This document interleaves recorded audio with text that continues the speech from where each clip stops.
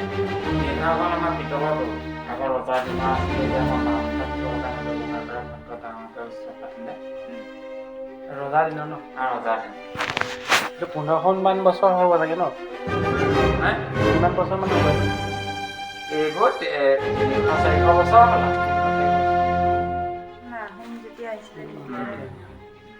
চুব পাৰিনে? পাৰিব। এইভাগ হ'ল পিতলৰ দৌল শাৰী এইভাগ হ'ল আমাৰ পূজা কৰা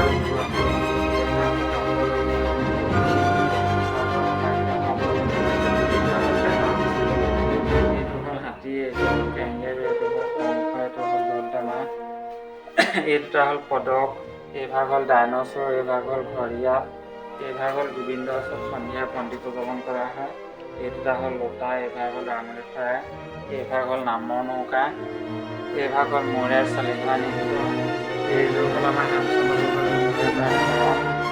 এইভাগ হ'ল দোলাং, এইভাগ হ'ল মুখাৰ অঘাৰ, এইভাগ হ'ল নীলাচনী বস্তুবাহানি টকা, এইভাগ হ'ল কৃষ্টি বনপতিহা, এইভাগ হ'ল কাঁহৰ পতা, এইডাল হ'ল হাতী কথা শিকলি, এইভাগ হ'ল আমাৰ হেমচন্দ্ৰ বসুৰ আইনা, এইভাগ হ'ল তামুলী তামা, এইভাগ হ'ল টকাৰী, এইভাগ হ'ল টাইপ মেচিন, এইভাগ হ'ল আমাৰ মহসিংহ পেপাৰ, এয়া হ'ল বাঁহী, এইখিনি হ'ল আমাৰ অসমীয়া অভিধানকে আদি কৰি বিভিন্ন ধৰণৰ কিতাপ আছে।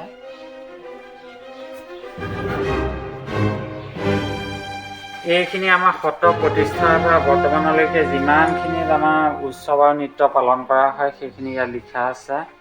এইখিনিও সেই সাঁচিপাতৰ পুথিয়ে ছাইডৰ নামবোৰ চব লিখা আছে, কি কি পুথি আছে। এইভাগো সেই পিতলৰ দৈ। এইখিনি আমাৰ সত্ৰ প্ৰতিষ্ঠাৰ পৰা বৰ্তমানলৈকে যিমানখন সত্ৰাধিকাৰী স্থানত আমাৰ বৈকুণ্ঠলৈ নিৰ্ভৰ সেই বৈকুণ্ঠলৈ নিৰ্ভৰ সত্ৰাধিকাৰসকলৰ নাম। এই সত্ৰখন আমাৰ প্ৰতিষ্ঠাৰ শক আছিল 1575 শক আৰু চন হ'ল 1653 চন। এই সত্ৰখন শ্ৰী শ্ৰী বংশীগোপাল দেৱৰ আহিত শ্ৰী শ্ৰী নিৰঞ্জন দেৱী এই সত্ৰখন প্ৰতিষ্ঠা কৰিছিল।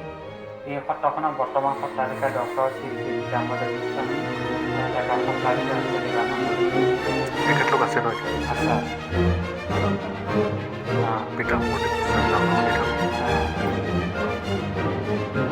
লগ কৰি যাওঁ আছে বাৰু ইয়াত।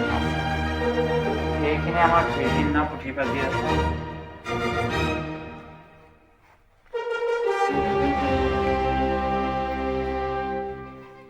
এইভাগ হ'ল আমাৰ সিংহাসন, এয়া হ'ল জয় বিজয়, এয়া হ'ল স্বয়ং ভগৱান কৃষ্ণ বিষ্ণু, এই উপভাগ হ'ল বাঁহৰ লাই, তাৰ উপভাগ হ'ল কাপি।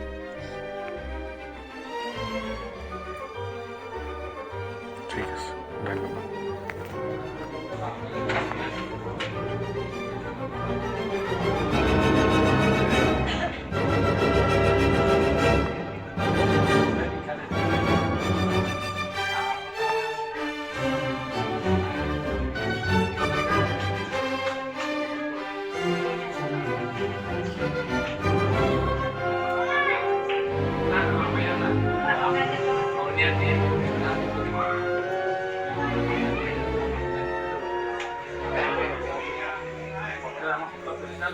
Gracias.